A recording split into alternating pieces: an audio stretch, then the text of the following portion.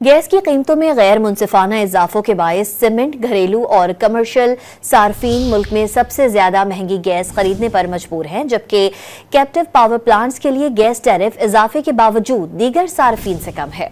इस हवाले से मजीद जान लेते हैं नुमाइंदा डॉन न्यूज ताहिर शिरानी से। ताहिर, क्या तफसीलात हैं? जी देखें, कैप्टिव पावर प्लांट्स के लिए गैस की कीमतें मजीद 500 रुपए फी MMBTU बढ़ाने के बावजूद हुकूमत कैप्टिव पावर प्लांट्स मालकान पर मेहरबान है, क्योंकि इस इजाफे के बाद भी कैप्टिव पावर की गैस कुछ घरेलू, CNG, कमर्शियल और सीमेंट सार्फिन से सस्ती होगी।